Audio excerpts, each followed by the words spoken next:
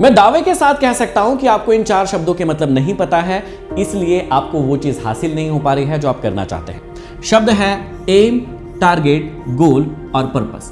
कई लोगों को लगता है कि ये सारे के सारे शब्दों का मतलब एक ही है, जबकि ऐसा है नहीं। देखिए, सबसे पहले इसको एक एग्जांपल से समझते हैं। अगर आपको दिल्ली से जाना है मुंबई और कुछ यात्री आपकी बस में बैठे हुए हैं, तो आपका पर्पस है कि इन यात्रियों को आपको दिल्ली से मुंबई पहुंचाना है। इसे कहते हैं आप पर्पस। पर्पस में हमेशा याद रखिएगा वाई शब्द आता है कि आप ये काम क्यों कर रहे हैं। एक डॉक्टर अगर कहेगा कि मैं हॉस्पिटल इसलिए खोल रहा हूं ताकि मैं अच्छी कमाई कर सकूं, तो ये उसका पर्पस नहीं है। पर्पस होना चाहिए हमेशा दूसरों के लिए। मैं इस काम को क्यों कर रहा हूं, वाई। पर्पस हमेशा लोगों के लिए होता है। पर्पस हमेशा अंतिम होता है, जो कभी भी पूरा नहीं होना चाहिए, ऐसा कहा जाता है।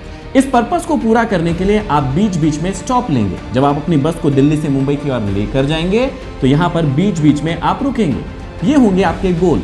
और गोल में हमेशा आप पूछते हैं आपको क्या करना है, मतलब व्हाट। इस पर्पस को पूरा करने के लिए आप कौन कौन से गोल अचीव करेंगे, तो उसके लिए आपको क्या करना पड़ेगा।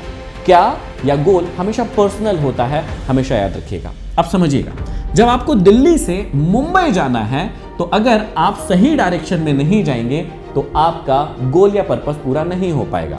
पर्पस हमेशा वाई होता है, आपको व्हाट का मतलब होता है गोल, और एम का मतलब होता है डायरेक्शन।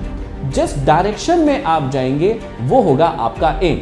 अगर आपको दिल्ली से मुंबई जाना है तो आप उसी डायरेक्शन में जाएंगे, लेकिन अगर आप श्रीनगर वाली डायरेक्शन में निकल लेंगे तो आप कभी भी मुंबई नहीं पहुंच पाएंगे। इसका मतलब आपका डायरेक्शन या एम सही होना चाहिए।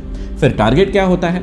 जब आप अपने गोल और पर्पस को पूरा करने के लिए आगे बढ़ेंगे, तो उस डायरेक्शन में आपको छोटे छोटे से टास्क हर रोज पूरा करना पड़ेंगे, और वही होता है आपका टारगेट, जो आपको अपने पर्पस तक लेकर जाएगा। अब कमेंट बॉक्स में कमेंट करके बताइए कि आज से पहले क्या ये शब्दों का मतलब आपको पता था या नहीं पता था।